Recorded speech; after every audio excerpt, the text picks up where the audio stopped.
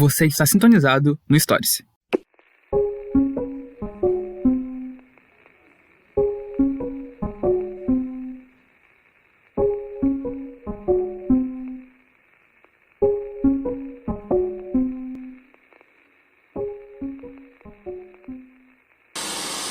Olá, ouvintes! Sejam muito bem-vindos a mais um episódio do Stories. Eu sou a Júlia e hoje vamos falar de um anime que virou referência em Hollywood e que, depois de 24 anos de seu lançamento, continua testando nossos limites psicológicos.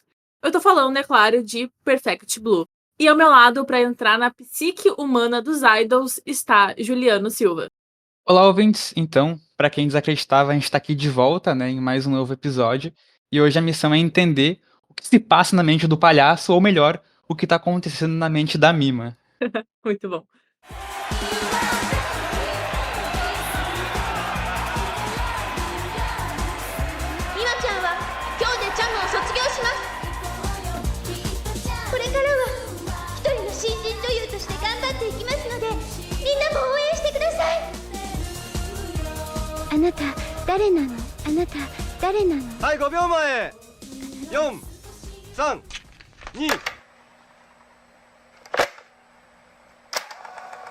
Então vamos lá.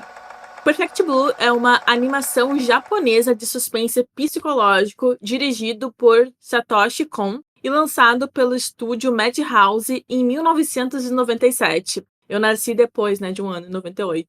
O filme é baseado em um livro escrito por Yoshi Takazu Takeuchi. Eu não sei se está certa a pronúncia, desculpa aí, meu japonês está muito falho. Que foi lançado em 91. Então, a história acompanha a Mima Kirigoi, que é uma idol que faz parte de uma banda de música pop japonesa chamada Chen. Ela, então, decide deixar a banda para se dedicar à carreira de atriz em busca de mais oportunidades de trabalho.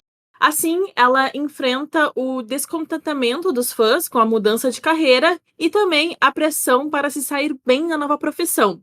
Mima começa a questionar a própria identidade enquanto fantasia e realidade acabam se confundindo. A gente tem essa sinopse, né, que já evidencia muitas questões do filme, né, que o Satoshi Kon vai se aprofundar. E, além dessa questão, né, da introdução do filme, eu acho que é importante também comentar um pouco sobre o Satoshi Kon, que é o diretor desse filme, e a estreia dele no cinema, né. E, sem dúvidas, ele já é considerado, um dos melhores diretores de animação de todos os tempos, mas ele tem uma filmografia muito curta, até porque ele faleceu muito cedo, com 46 anos de idade, em 2010, por causa de um câncer, né, uma fatalidade, de algum modo, porque ele acabou não produzindo tanto, mas o que ele produziu acabou revolucionando, né, a sétima arte, o cinema, a animação, e ele já consegue criar um marco, né, com a sua estreia no cinema, que é Perfect Blue.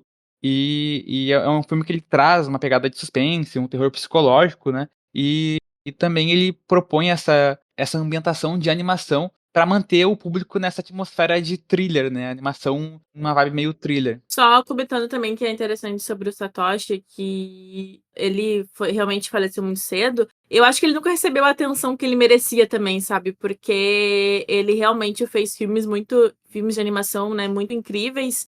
E ele realmente criou ali também toda uma estética própria para os filmes dele. E a gente também conhece muito o Estúdio Ghibli, né? Mas enfim, o Satoshi também merecia ter esse reconhecimento porque ele foi bastante importante para a animação japonesa, assim como o Estúdio Ghibli é hoje em dia. É isso mesmo, e ele tem um grande impacto na indústria, né, até porque Hollywood copiou diversas cenas das obras dele, tanto de Perfect Blue, que é a sua estreia, quanto Paprika, que foi copiada. Todo mundo acha que o Christopher Nolan, o diretor, é um revolucionário com a ideia de Inception, né, o filme A Origem, mas grande parte desse conceito vem de Paprika, e muitas pessoas não conhecem, essa animação, e que é uma animação espetacular. Além disso, além de recomendar, né, para o pessoal assistir o Perfect Blue, recomendar o Paprika, o Padrinhos de Tóquio e tentar dar uma olhada assim para essa filmografia dele, porque ele realmente tem um grande impacto na história do cinema japonês. Só, inclusive, também Perfect Blue tem uma cena copiada em Cisne Negro. Então, assim, toda a estética do Cisne Negro também vem muito de Perfect Blue.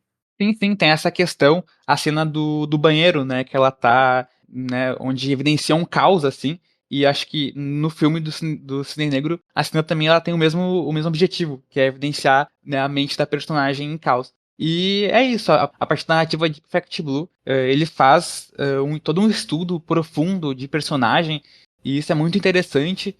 Tem muitos debates sobre essa questão, porque ele vai meio que desconstruindo a premissa convencional da história. No caso, a premissa convencional de uma história de perseguição, porque é isso que a gente vai vendo a partir do desenvolvimento do filme, e ele faz esse mergulho no sentido, em torno da veracidade.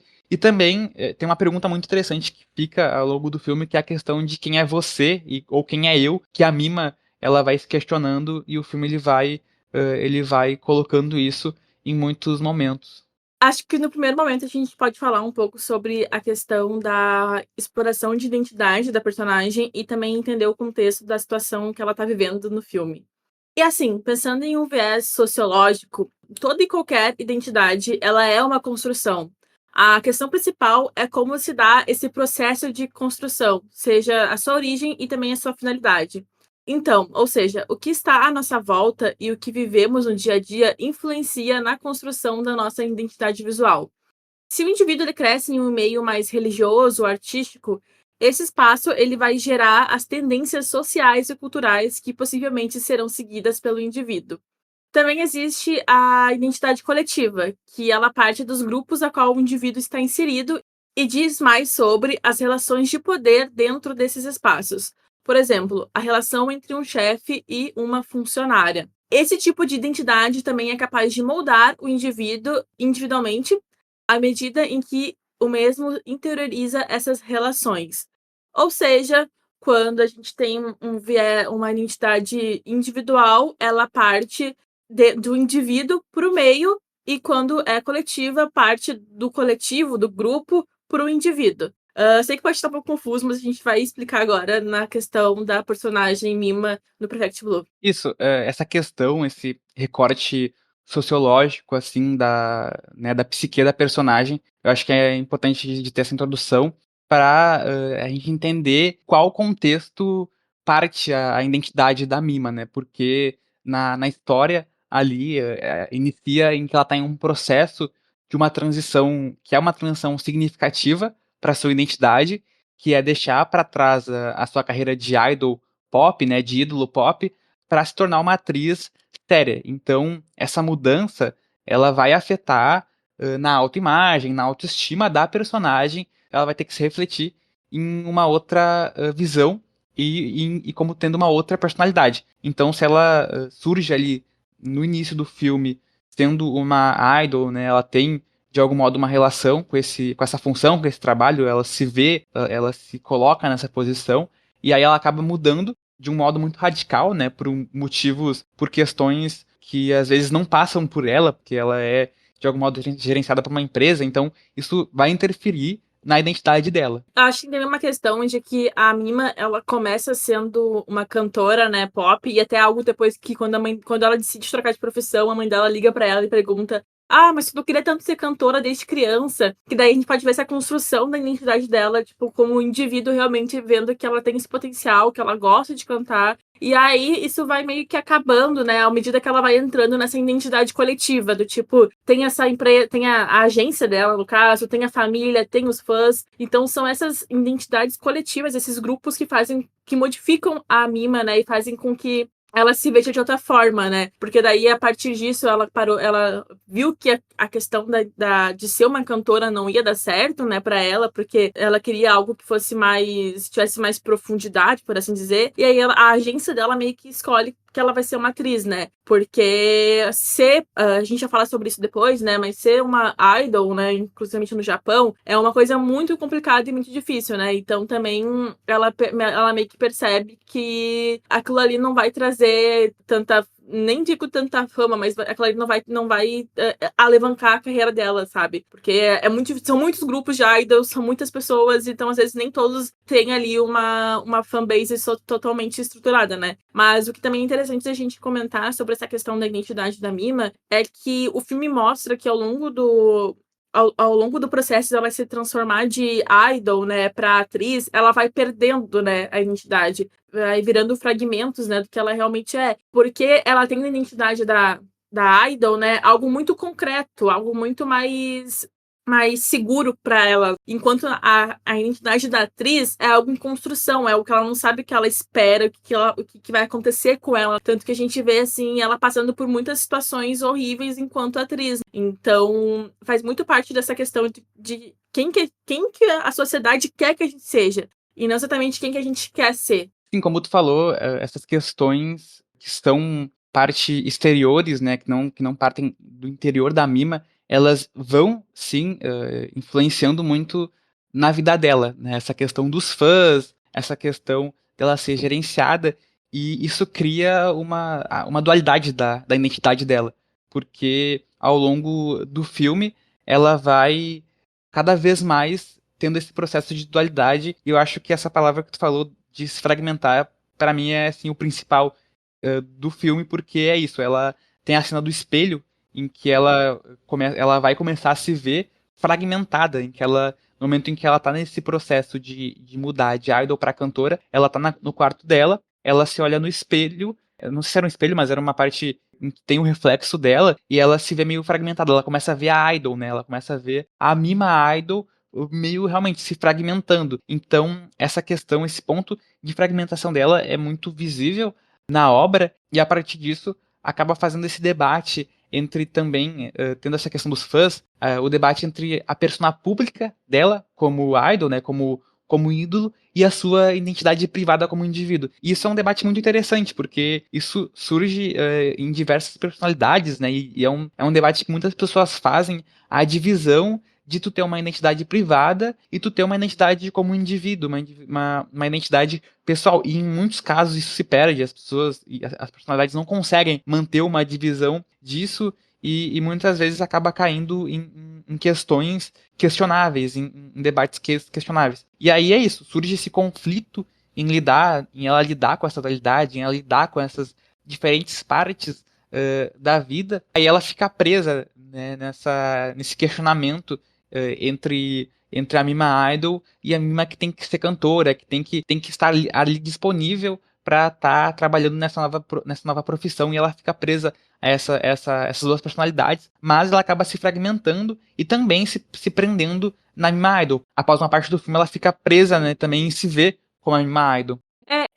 Acho que tem essa questão, né, de que ela realmente se fragmenta e que ela começa a ver como uma. Vamos falar da Mima como indivíduo, principalmente, né? Depois a gente trata dos outros personagens do filme, né? Mas a Mima em si, ela realmente, assim, passa por uma fragmentação, porque, como a gente falou, ela não se vê mais naquela. Ela tá transicionando, né, de profissão, e aí ela tá tentando se encontrar em outra carreira, e aí ela tem os fãs, que acho que é muito importante também, que começam a atacar muito ela. Eu acho que tem a cena ali, ao começo do filme, né, quando ela tá junto com as outras meninas do grupo. Antes disso até, né? Porque primeiro mostra ali os fãs, né? Esperando elas cantarem. E a maioria são homens, né? Então isso já é muito problemático, né? Então, e eles começam a comentar sobre, porque a Milma vai sair e ela tá saindo muito, uma saída muito fria, né? Como é que ela pode fazer isso com a gente, né? Então, já tem esse domínio do público sobre uma celebridade, né? Que é uma figura pública. Então, o público já sente que ele domina essa pessoa, ele tem o público, né?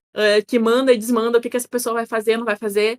Então, isso já mostra como essa identidade, ela realmente não é uma identidade completa, né? Ela é o que as pessoas esperam, sabe? Então, a questão ali da Mima chegar no palco, cantar a música e aí falar que ela vai sair da banda não, né? Do grupo, é algo que, assim, muito significativo em relação a como os idols, principalmente, se sentem bastante apreensivos em dar notícias que não sejam de agrado do público. Porque enquanto a Mima tá cantando, tem até uma cena bem interessante, assim, que que filma o stalker dela, que depois a gente vai comentar sobre ele, né? Mas ele tá olhando pra ela e filmando ela, e aí ela tá cantando a música, que é uma música totalmente de romance e tudo mais, e ele sente que é pra ele, né? Então essa ilusão também, né, que traz em relação aos fãs, né? Que eles sentem que tudo realmente é muito pra eles, quando às vezes a pessoa tá fazendo o trabalho dela, sabe?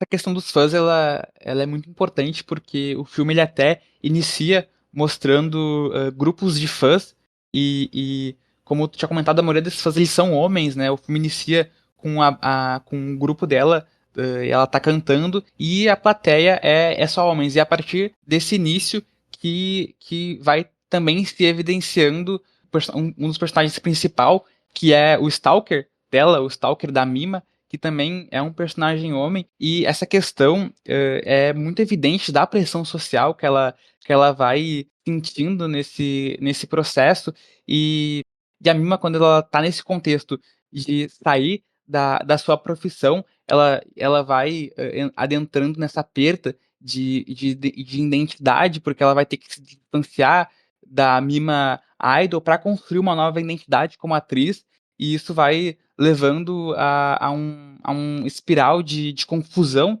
na cabeça dela, e também os fãs comentam muito sobre isso. Eu acho que em várias partes, né, do filme aparecem a reação dos fãs, a reação do público, e aí é a partir daí que eles introduzem o Stalker, que é o Shida, não sei também se essa é a pronúncia do personagem, mas eu acho que já dá pra introduzir essa questão desse personagem no filme, porque tem a cena em que ela tá na casa dela, no quarto dela, e ela recebe um fax, né? Porque o filme ele se passa no período em que ele foi feito, na década de 90, e ela recebe um fax que é uma mensagem chamando ela de traidora, porque ela tá saindo da função de idol pra atriz, e tem essa reação negativa dos fãs em relação a essa mudança dela. É muito interessante porque o filme ele tem diversas cenas muito bonitas que eu poderia ficar citando, além desse reflexo dos fãs no início. Também tem a cena da janela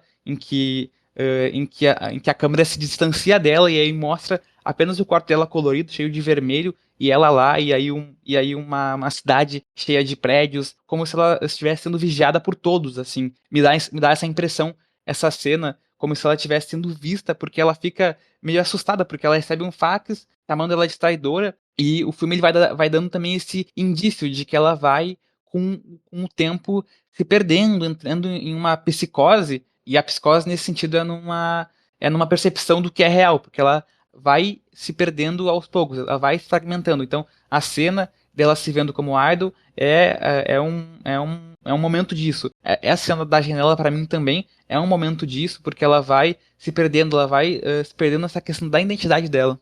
Sim, até o que tu falou em relação a ela se perder da identidade dela, eu acredito porque a gente constrói diferentes identidades ao longo da nossa vida. A gente tem a identidade de trabalho, a gente tem a identidade da família, a gente tem a identidade cultural, a gente tem a identidade com os amigos. E aí o que eu acho que a Mima, ela tá saindo dessa identidade de idol, que é algo que ela construiu, é uma personalidade que ela tem ali um certo uma certa, como eu falei, uma certa segurança. E aí tá indo pra uma personalidade que ela não tem tanta conhecimento do que vai acontecer com ela. E são duas personalidades que são pra agradar o público. Não é pra agradar ela como pessoa. Então, ela tenta ali, de alguma forma, lidar com esses distanciamentos. Só que, apesar disso, ela não sabe quem que é a Mima fora dessas duas pessoas. Fora da Mima atriz e fora da Mima idol, né? A gente sabe que uma é mais segura e a gente sabe que outra tá ali num momento de descobrir o que vai ser. Então, essa questão da psicose dela vai se tornando cada vez mais intensa,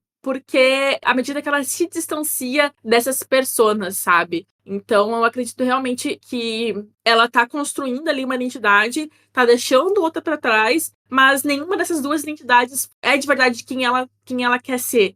E aí tu falou também uma questão sobre as cores do filme, do vermelho, né? Que o filme tem muito vermelho. E a gente pode trazer um pouquinho no filme sobre a psicologia das cores, porque a gente tem o nome, né? Perfect Blue, que já aí remete ao azul. Mas o filme, ele inicia e também tem muitas cenas que tem muito presente a cor vermelha. E o vermelho ele é visto como quente, como uma cor ativa, uma cor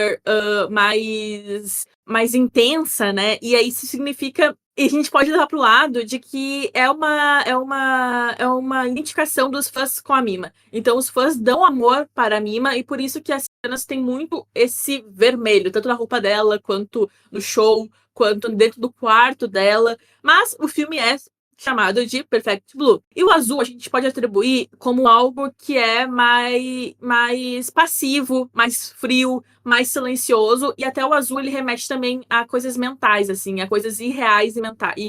as coisas mais irrealísticas, por exemplo. Então aí vai muito para esse lado de que a Mima, ela acaba sofrendo essa fragmentação da identidade dela, e aí por isso que ela tenta alcançar esse perfeito, né, esse perfect blue. Qual que é a perfeição? Então ela precisa alcançar o que os outros querem que ela seja. E aí por isso que eu acho que o filme tá muito associado a esse vermelho que puxa mais pro amor dos fãs e esse azul que puxa mais pro psicológico da Mima.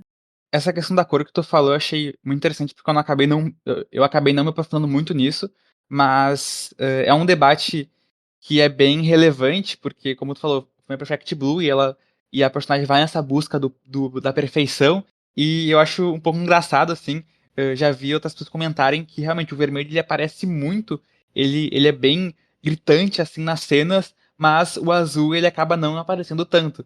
Então, não sei se remete a essa questão da busca pela perfeição e por isso que o diretor acaba não trabalhando tanto a cor do azul, que é o nome do filme, mas realmente o vermelho, ele é, um dos principais, assim. E reflete muito também a que a Mima tá passando e experienciando no filme.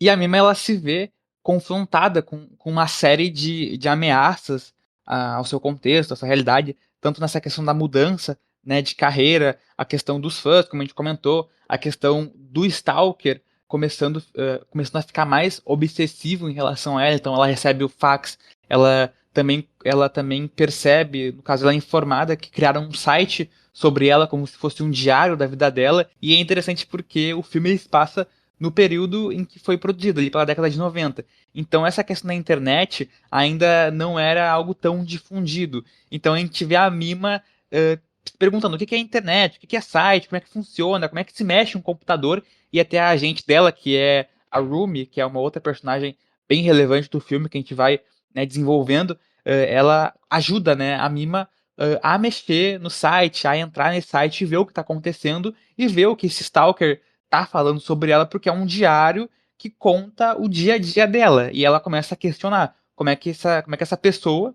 que fez esse site sabe tanto sobre a minha vida. E até deixar como ênfase que quem mostra para ela o site é a Rumi, e isso vai se explicando ao decorrer do filme esse motivo de ter a gente dela nesse momento, assim. Até sobre a questão da internet que tu comentou, é realmente algo que a gente não tem tanta noção, assim, porque a gente tá numa era muito tecnológica, e aí a gente já parte que hoje em dia, né, eu vou chamar de ataques, porque realmente são ataques, né, os ataques aos idols, eles acontecem, de outra maneira, assim, sabe. As pessoas realmente agora partem muito mais pro pessoal do que ficar nas redes sociais, às vezes, só enchendo o saco, né. E aí a Mima é realmente, assim, uma questão muito diferente, porque ela consegue primeiro esse stalker que sabe tudo da vida dela e que comenta tudo que ela tá fazendo nas redes sociais, ali naquele site. E aí eu acho que a partir daí também que já começa um pouco da fragmentação dela, sabe. Porque ela começa, assim, a pensar: "Meu, será que eu que tô escrevendo isso não sei? Será que em algum momento, sei lá, eu tô com uma perca de memória? Porque isso aqui tá praticamente tudo que eu tô fazendo no meu dia, mas só ela sabe do dia dela, ela e os agentes, né. Então, parece que ela realmente começa a perder um pouco da sanidade mental dela, à medida que ela começa a ler esse diário e ver que existe essa outra Mima que faz as mesmas coisas que ela, mas que odeia tudo, sabe. Do tipo: "Nossa, eu tô sendo presa, eu não quero fazer isso, estão me obrigando a ser dessa forma". Então, é muito assim, realmente é uma coisa para uma questão muito forte para mexer com o psicológico dela e para fazer com que ela se sinta muito acuada em relação a tudo e muito sozinha em relação a tudo, sabe, com quem que ela começa a duvidar dela mesma, sabe. Exato. E aí a gente vê essa medida que é a linha entre a realidade e a fantasia, e essa medida ela vai se desfazer na mente da Mima, porque realmente surge esses questionamentos, em relação como tu falou, ela se perguntando, se é ela que está escrevendo, esse site, esse blog, e ela se encontra lutando para distinguir entre o que é real e o que é imaginário. E acho que mais um elemento interessante de colocar, né, porque, enfim, a gente avançou na Mima, sendo idol e se tornando atriz, e aí ela é escalada para um papel, né, os agentes dela colocam ela em um papel em uma série, se eu não me engano, e aí na personagem dela, né, ela tem uma fala, que é a fala que ela tá atuando ali, e a fala dela é "Quem é você?". E aí isso vai, se intensificando na cena, essa frase, porque ela é quase um autoquestionamento, porque ela tá como atriz ali, mas tu percebe, ela quase faz esse questionamento para a realidade dela, além do filme.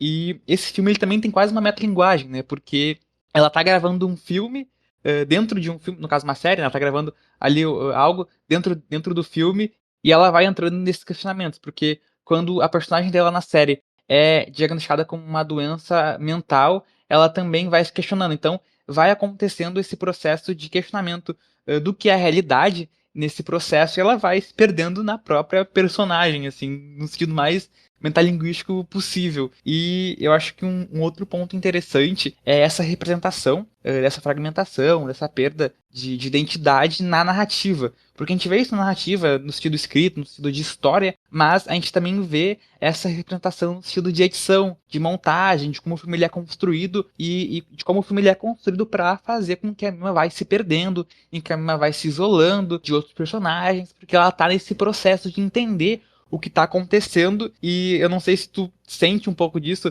porque é muito agoniante. O filme, ele realmente passa esse estado de confusão que ela tá vivendo, e aí, como a própria protagonista, a Mima, né, não sabe o que tá acontecendo com ela, o espectador também se perde junto. Então é uma experiência. Eu acho que o filme ele é realmente uma experiência de desorientação.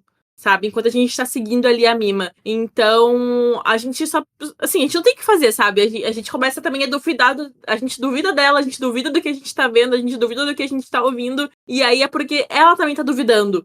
E aí eu acho que o filme ele faz muito bem essa questão também que tu falou da edição e de como ele vai plantando, né, cenas em que tu vai pensando assim, poxa, mas será que é isso mesmo? Tanto nossa, tem uma cena muito boa, assim, que é bem, acho que é bem mais no meio, finalzinho do filme, assim, que a personagem dela dentro do filme, dentro da série, né, que a gente comentou, tá sendo diagnosticada, e aí dá muita impressão de que é a Mima sendo diagnosticada. Mas aí depois tu vê que tem câmera por trás, tem atores, tem toda ali uma produção, e aí tu percebe que não, ok, não é a Mima que tá sendo diagnosticada com uma doença mental, é a personagem dela. Então eu acho que o filme foi muito feliz realmente em fazer essa edição confusa e que tu não consegue distinguir enquanto espectador o que é realidade e o que é ficção, sabe? Essa questão da autenticidade versus a questão da performance, porque ela vai constantemente sendo confrontada com a necessidade de representar esses papéis e representar personagens diferentes. Então a gente tem a Mima no início do filme se confrontando entre Mima Idol e Mima Atriz, e na série também tem essa questão em que ela vai levantando diversos pontos sobre se ela está sendo autêntica consigo mesma em relação a ter mudado para outra profissão, para desempenhar um outro papel e atender às expectativas dos outros, né. E eu acho que a série ela tem esse ponto principal, assim, da obra de trazer essa confusão mental da Mima, porque durante as gravações, também tem diversas falas, acho que essa fala é muito importante do "Quem é você", mas uma que eu gosto bastante, que eu até coloquei, eu lembro que eu salvei essa frase no meu Letterboxd da primeira vez que eu assisti o filme, que é a frase em que o personagem diz que está tudo bem, é impossível ilusões tomarem vida própria. E aí, parece que a série ela vai dando dicas do que está acontecendo no filme. Então, a gente realmente, o espectador fica numa confusão, porque ele não consegue mais distinguir como a Mima, o que é realidade, o que é sério, o que está acontecendo, e essas dicas vão sendo dadas a partir da série. Não sei se tu percebe isso, do quem é você, ilusões não podem tomar vida. Então, a gente vê ela nessa busca pela verdadeira identidade, então ela vai embarcando nessa jornada, assim, então e é difícil de entender, é realmente muito difícil de entender o que tá acontecendo, de entender o que ela tá passando, e o filme ele mostra essa confusão, e é uma confusão que ela realmente nos dá agonia, a gente fica ali na expectativa de entender o que tá acontecendo, mas é uma construção muito belíssima, assim, de narrativa a ponto de tentar representar a psique da Mima, né, ela se perdendo, assim, nessa história. Nossa, muito massa, assim, essa questão da frase, né. Primeiramente aqui eu quero falar que Letterboxd é coisa de cinéfilo safado. Faz parte, faz parte. Mas, essa questão de que as ilusões não podem se tornar reais, e a gente fica pensando o filme todo que a Mima tá de fato delirando, que ela tá perdendo a noção da realidade, que ela que tem esse problema, e aí depois o filme ele dá uma virada, assim, que eu fico imaginando assim, poxa, realmente a gente não pode talvez acreditar em tudo que a nossa imaginação coloca, sabe? Que a imaginação dela começa a pregar peças nela, porque ela começa realmente a ter esse problema de identificar o que é real ou não. Mas no fim, ela tá certa, sabe? Ela não. Então eu acho que, de fato, assim, realmente a série ela traz essa questão de ser um reflexo do que ela tá passando.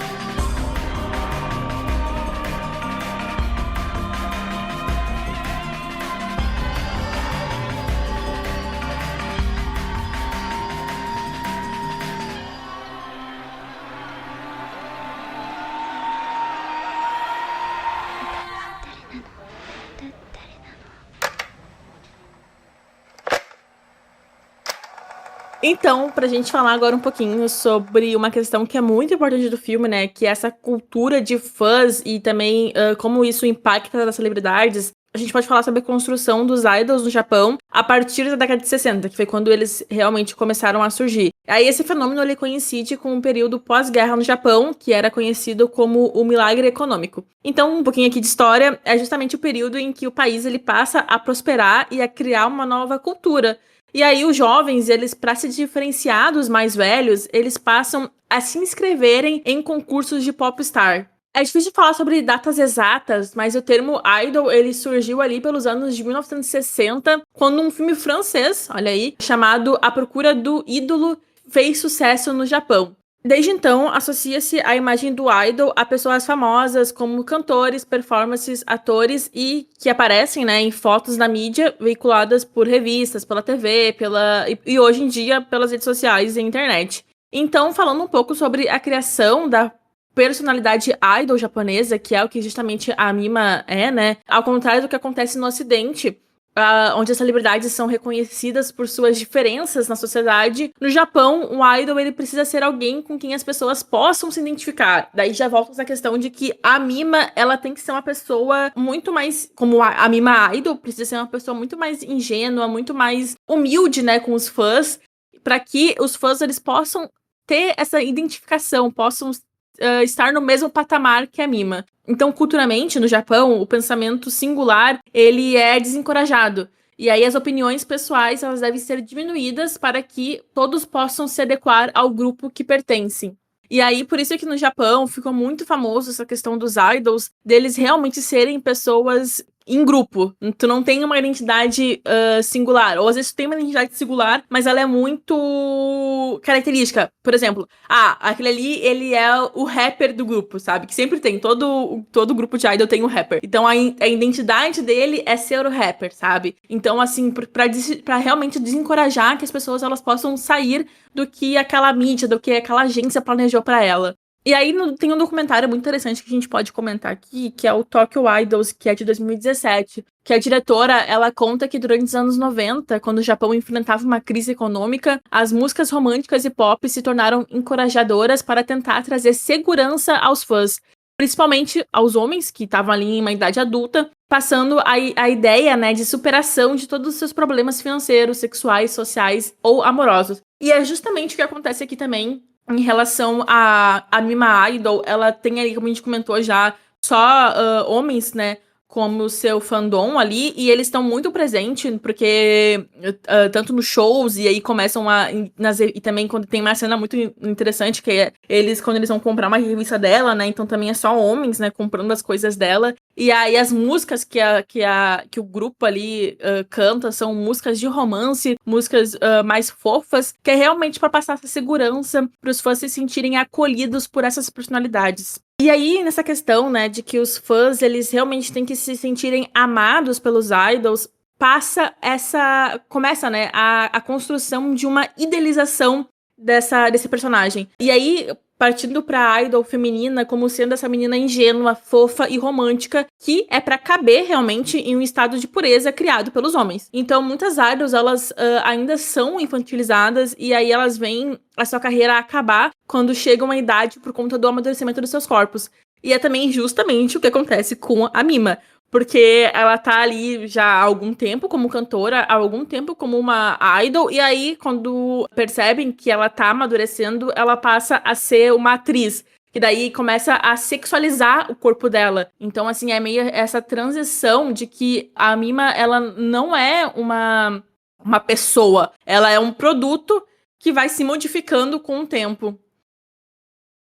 E tem até um termo em coreano, pra se referir aos fãs obsessivos que chamam de sasagi. Eu acho que é assim que se fala, né, nunca estudei coreano, mas é interessante porque também tem essa questão, a gente tem, como tu falou, a gente tem essa questão da cultura de idols ali pela década de 60, 70 no Japão, mas a gente também tem o boom a partir da década de 90 na Coreia do Sul, dos idols, do próprio K-pop, que hoje é exportado para todo o mundo, né, é um grande polo cultural de produção musical. Hoje o próprio país exporta isso e faz parte da economia do país, e então eles também têm esse grande impacto, né, no que é hoje essa realidade dos fãs, essa realidade dessa cultura. E aí tem esse termo que se refere a esses fãs obsessivos, a esses idols, né, e são pessoas que costumam invadir a privacidade dos idols, assediá-los até em alguns casos, e fazer atos assustadores como forma de tentar os limites e se aproximar mais ainda do seu ídolo. E é isso que a gente vê com o personagem que vai ter essa função de perseguir a Mima, vai ter essa função de criar o site, né, começar a fazer essa perseguição até ela perder a identidade dela. Até um pouquinho sobre essa questão dos fãs, a Mima, ela tem um stalker, que a gente comentou já um pouco sobre ele, né, o Shida, e é muito nítido, assim, o quão é tênue o limite entre tu gostar e tu adorar, sabe? Porque a construção de um fã, ela é muito individual. A construção, tipo assim, tipo, começar a gostar de alguém, ela é individual, mas ela também pode acontecer em grupos. Pode ter fandoms, e eu acho que o problema real é quando o fã passa a atribuir ao ídolo o sentido da sua própria vida. E aí tu começa a perder toda a noção de realidade e achar que aquela pessoa ela tá servindo ao fã, sabe? Servindo. Tudo que a pessoa faz é pro fã. E aí eu acho que é muito isso em relação aos idols hoje em dia. Porque muitos fandoms e muitos fãs também individuais acreditam que aquela pessoa, ela tá realmente criando aquelas músicas pra ti. Tu começa a realmente, assim, a devanear em relação a tudo que aquele artista tá fazendo. E aí, isso é muito também, isso vai, assim, bem em encontro, né, ao stalker da Mima, porque ele começa a perseguir ela onde ela tá indo. Quando a Mima sai, né, numa revista, uma revista que ela sai pelada numa revista, né, nua, ele compra todas as revistas da banca, porque ele não quer que ninguém mais tenha contato com ela. Ele começa a ter essa questão de que ela pertence a ele, né?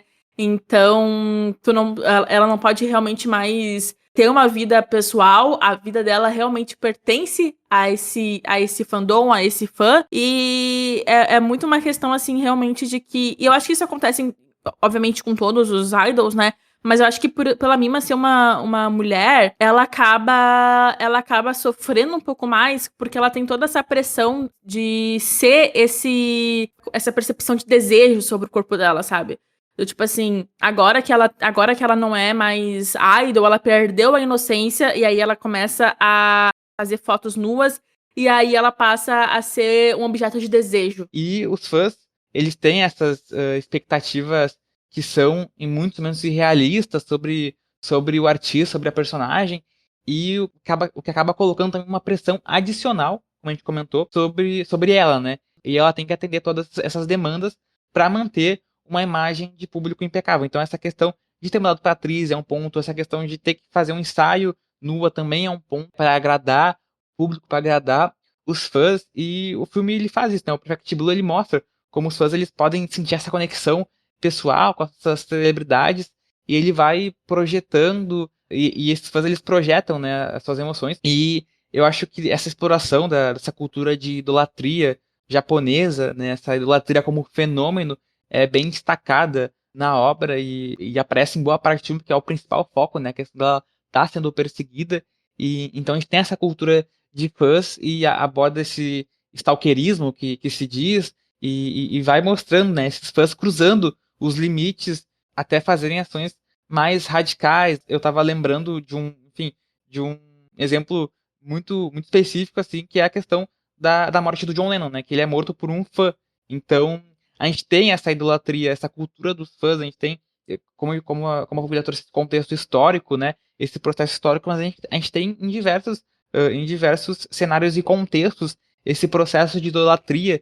E eu acho que faz sobre ela hoje em dia, com a internet ainda mais avançada, a gente tem um processo ainda maior de idolatria, porque os fãs eles podem e conseguem ter contato com, com o seu ídolo ali no celular, o que ele está fazendo no dia a dia, enfim, o que ele posta, o que ele escreve. Então hoje ele tem um contato muito maior ainda. Então a gente tem esse processo, e o filme ele sugere, né, esse processo de também trazer a celebridade como esse produto que é consumível. Então, se na década de 90 a gente já tem essa venda, a gente já tem essa criação dessa cultura como um produto consumível, hoje em dia, com a internet, com o algoritmo, a personalidade, né, a celebridade, ela se torna ainda mais um produto que vai ser consumível pelo fã. Então a gente tem diversos níveis de fã que acabam, como tu falou, comprando todas as revistas dela para ninguém ler, para ninguém comprar. Então a gente tem essa devoção em relação aos fãs que ela é comprada e vendida pela indústria de entretenimento em geral, assim. Então é um debate bem extenso sobre essa questão. Exato. Até, assim, sobre que tu falou, né, de que hoje em dia é muito mais tu tem muito mais aproximação com tu tem muito mais proximidade com os ídolos, né.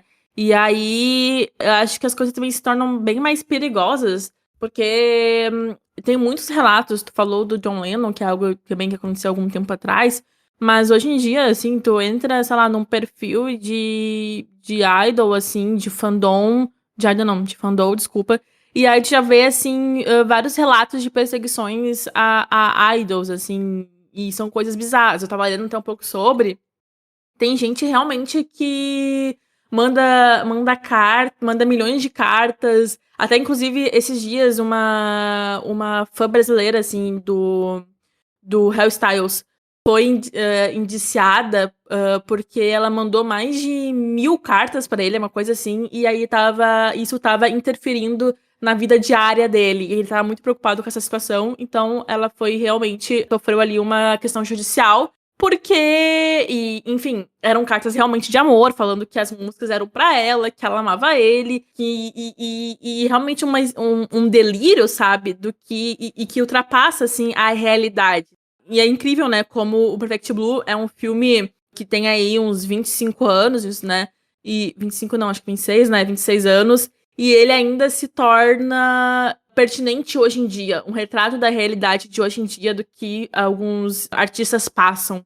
Sim, demais. O filme ele tem ali quase seus mais de 20 anos, mas ele hoje em dia, tu vê ele, tu consegue encaixar nos dias atuais. Então ele antecipa esses debates já, né, sobre natureza, sobre a realidade virtual e esse ponto é muito interessante de analisar, assim. Eu acho que esse primeiro contato da Mima com a internet, com o computador, então esse contato também dos fãs, de ver um meio, de criar um site para estar meio que evidenciando o dia a dia da celebridade. Então a gente vê como tem um impacto, né, a internet tem um grande impacto na cultura de idolatria, em relação a celebridades, porque a internet ela pode distorcer a percepção do que é a realidade, então ela vai distorcer, então muitos fãs entram nesse complexo, nessa distorção, e isso é um debate sobre esse papel crescente, né, da tecnologia, enfim, desde a década de 90 até que é a tecnologia hoje, o que é a idolatria de fãs com a tecnologia. Então, a gente tem diversos outros processos, como a criação e manipulação de imagem pública, de celebridades. Então, a gente tem hoje efeitos que são ainda maiores em relação a essa questão da internet. E aí eu acho também que é interessante a gente também não só atribuir aos fãs, né, que também não é uma culpa, assim, não é culpa dos fãs, essa questão de idolatria dos artistas, né, dos idols. Eu acho também que as agências, né, elas têm grande influência cultural em relação ao que vai e o que não vai aparecer na mídia. E mídia eu tô falando de TV, música, propaganda, internet. Então, essas agências, né, e principalmente falando um pouquinho também sobre a questão das agências japonesas, né, que a gente tá focando aqui no filme, mais no Oriente, tem uma questão muito forte que os idols, eles normalmente são contratados com salários muito abaixo do esperado. E essas negociações, né, de contrato, elas acabam fazendo com que eles percam o direito autoral das suas próprias músicas e esses direitos ficam só com as agências. Então, o que é interessante a gente comentar aqui é que também essas agências, elas investem uma grande quantia para criar uma nova estrela que vai ser agradável para o público. Então, tem todo ali um manejamento de carreira do artista e também isso influencia com certeza na forma dele agir, da forma do artista falar e da forma do artista se vestir. Enfim, também tem uma questão, assim, que dá pra explorar no filme, né, que tem a indústria cultural, de fato, né, porque a Mima, ela acaba, como a gente comentou aqui, ela acaba virando uma mercadoria, né, um produto cultural que é exportado para o público, e aí, quanto mais ela vende, mais ela é desejada. Então, por isso a gente tem ali toda aquela questão das revistas, né, que ela posa nua, e aí os homens, né, principalmente, né, vão correndo lá comprar a revista dela.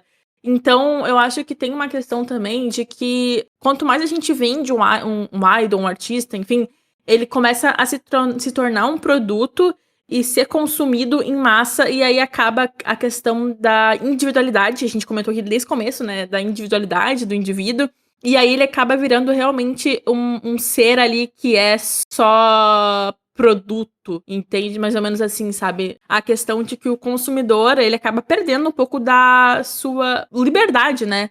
Até porque quando a gente só consome, pensando assim um pouco dessa questão de consumismo, quando a gente só consome sem questionar o que a gente tá consumindo, a gente só tá fugindo da realidade, sabe? A gente não tá tendo ali uma reflexão e questionando o que é aquela obra, sabe? Essa é uma fuga da realidade, que também não é ruim, né? Eu acho também que a gente deve também, às vezes, consumir algo pra fugir da realidade, porque é importante, mas também é interessante a gente ter um pouco de reflexão, né? E entender da onde que vem aquela obra, o que ela representa, sobre o que ela fala. E o filme ele mostra como a mídia, como a empresa, as agências, ela constrói toda a narrativa em torno da vida, da Mima. Então, mostra como ela é moldada, a percepção do público, sobre o que ela é, sobre o que tá acontecendo na vida dela, e isso acaba destacando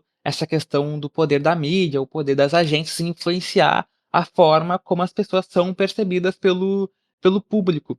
Tem uma cena muito forte que a gente tem que tocar aqui da animação, que é a cena em que a Mima, ela vai fazer uma cena de estupro, né? Que era algo que ela realmente, assim, não queria fazer, mas ela meio que fez, assim, pra agradar, como a gente falou, agradar o público, e também porque ela via ali como uma forma de trabalho dela, né? E aí a agente dela, né, enquanto ela tá fazendo aquela cena, começa a chorar copiosamente, assim, sabe? A Rumi, que é a agente da Mima. Porque ela percebe que a Mima tá perdendo essa questão da ingenuidade que a gente já comentou aqui, né? Mas eu acho que num lugar que só tem homens, uma produção que só tem homens, tipo, olhando acontecer aquilo, é muito desconfortante. E a animação mostra tudo desde o início ao fim, sabe? A gente tem ali um momento em que a Mima, ela tá meio assim, em dúvida se ela vai filmar ou não, mas ela decide filmar. Aí a cena mostra de um lado ela meio que assim, achando aquilo super desconfortável, mas aí depois já muda a perspectiva e daí já assume a Mima atriz e aí ela começa a entrar na personagem e atuar. E realmente é uma cena muito desconfortável e que só serve pra agradar o público.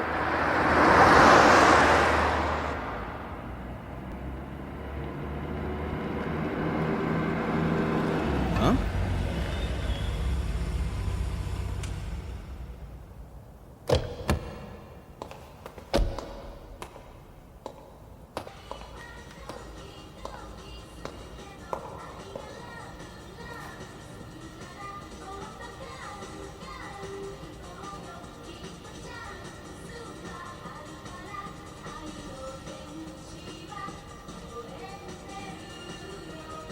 Hello, is anyone there?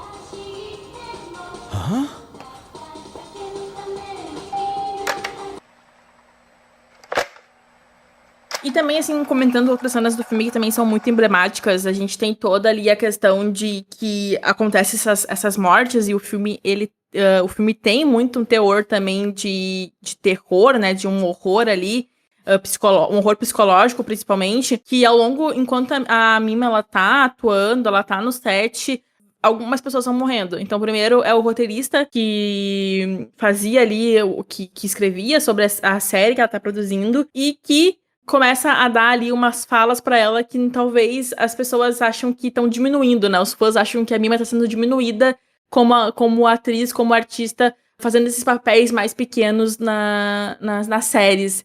Aí depois que ele morre, né, tem a cena do fotógrafo, que eu acho que é bem emblemática, que é quando a Mima ela vai posar nua, e o fotógrafo fala pra ela que ela tá fazendo o que todo mundo quer ver. Ela tá ali tirando a roupa porque as pessoas querem ver aquilo dela, as pessoas esperam aquilo dela agora que ela é uma atriz. Então já é um retrato muito forte do como a mídia pode realmente manipular um artista e realmente criar uma versão que não é aquela que ele quer passar. E aí também, depois, né, o fotógrafo também morre. Então, eu acho assim que. E aí é o momento também que a Mima começa a ter essa questão de que ela acha que ela que matou essas pessoas, né? Mas a gente sabe que no final quem realmente matou foi a Rumi, porque ela meio que percebe que meio que entende na cabeça dela que a Mima perdeu toda a inocência e que é por culpa dessas pessoas, desses homens que colocaram ela, a Mima nessa posição.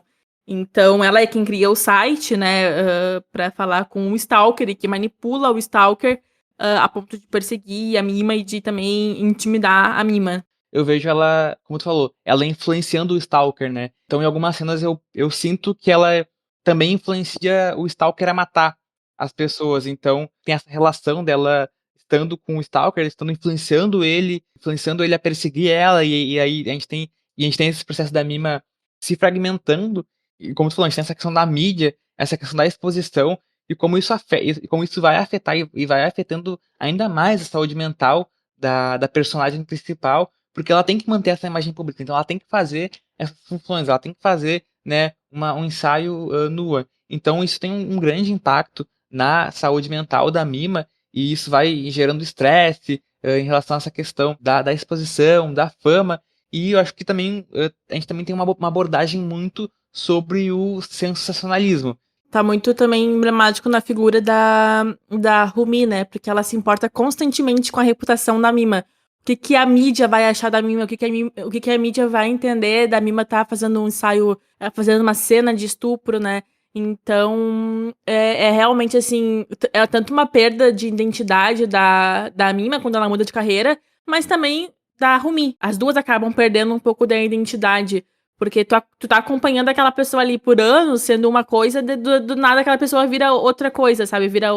Muda totalmente, sabe? Então a Rumi, ela surge como essa antagonista que quer a todo custo controlar e manter também, né, essa questão da inocência e da pureza da Mima. Só que realmente é algo que não acontece, porque a Mima acaba tomando outro rumo na carreira dela e aí acaba naquela cena memorável delas se confrontando as duas, né? Sim, sim, e como a gente comentou, a gente tem, a cena da fragmentação da Mima, né, e a questão da série também, a série vai dando dicas, as frases impactantes. E outra frase também que eu anotei pra trazer é quando um personagem, acho que é o mesmo personagem que fala da questão da ilusão, que a ilusão não pode tomar vida. Outra frase muito muito impactante é a questão de que ele fala que se uma ilusão, achasse alguém pra possuir. Então a gente tem isso, né, porque a gente tem a Mima Idol meio que se fragmentando, ela é uma personagem, ela começa a surgir, a Mima atriz, ela começa a ver, né, a Mima Idol nos reflexos, nos espelhos, e isso vai se confundindo.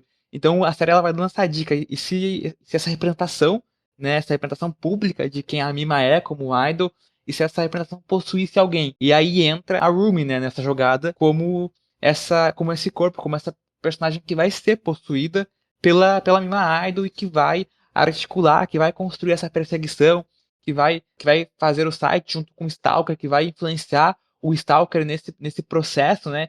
Então, é muito interessante como o filme ele tem uma narrativa bem amarradinha, porque ele vai dando dicas para a gente entender o que está acontecendo e a gente entender, né, essa fragmentação de identidade tanto da Mima quanto da Rumi ali por trás dela. Então, além durante o final do filme também, quando elas estão se confrontando, a Mima, ela escolhe salvar a Rumi. E eu acho também que é muito uma forma dela voltar pra persona da Mima Idol. Aí, até porque quando a Rumi perde pra Mima Idol, essa Mima, ela acaba se desprendendo dessa dualidade de duas personalidades. Que realmente, assim, eram duas personalidades e que não fazia sentido pra ela enquanto indivíduo. Então, até tem a cena final do filme em que é a Mima entrando em um carro vermelho e aí no interior do carro ele é azul. E aí, de novo, voltando às cores do filme, né? E aí ela fala assim no espelho, né, que ela é a real, né? Uma coisa assim.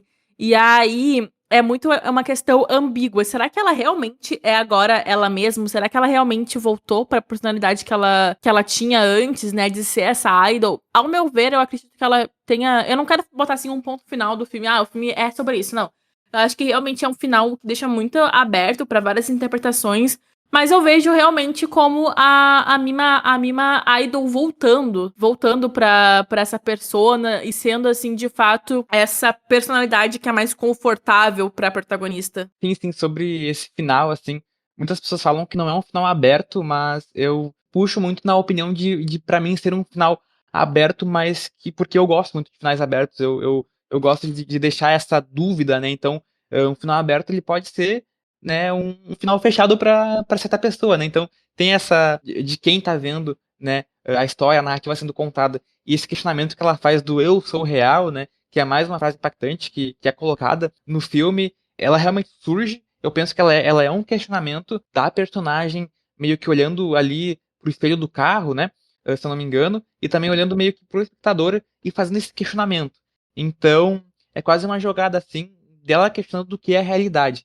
Então, e é um questionamento do que é a realidade após ela passar por toda essa complexidade do seu contexto, sendo idol, sendo atriz, sendo personalidade, sendo pessoa. Então, eu acho que o final ele traz uma realidade que se confunde. E que a gente agora não sabe quais são os limites da realidade depois de passar por essa experiência que o Satoshi Kon nos propõe. Exato. Enfim, o filme ele fala sobre muitos assuntos, né? Sobre personalidade, sobre identidade, sobre uma figura pública e sobre se identificar, né? Essa identificação dos fãs com os artistas. É um filme também, é um thriller, né? Então tem toda uma questão ali também de um terror psicológico, de um suspense, e que eu acho que combina muito com a estética e com o que o filme quer propor. Eu realmente acho que é um filme que tem que ser muito revisitado, porque ele fala ali sobre o horror de perder a própria individualidade, sabe? O próprio ser. Tu não se reconhece mais em nenhuma forma. E aí eu acho que é muito o que a Mima passou, né? Tanto com o Stalker quanto com a agente dela, a Rumi. E, de fato, é um filme que a gente precisa sempre estar revisitando, porque ele é muito atual hoje em dia.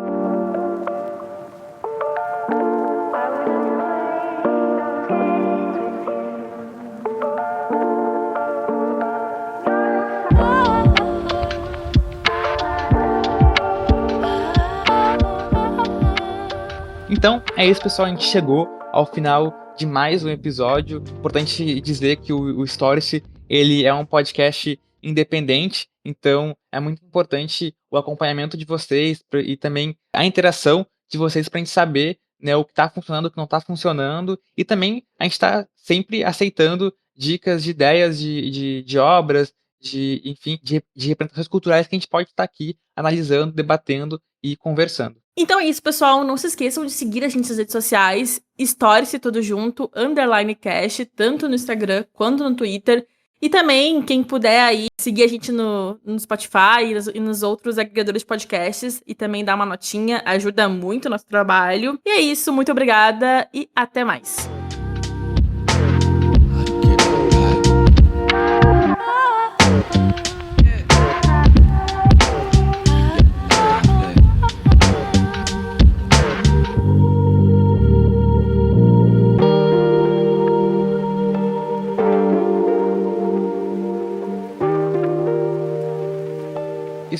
stop recording.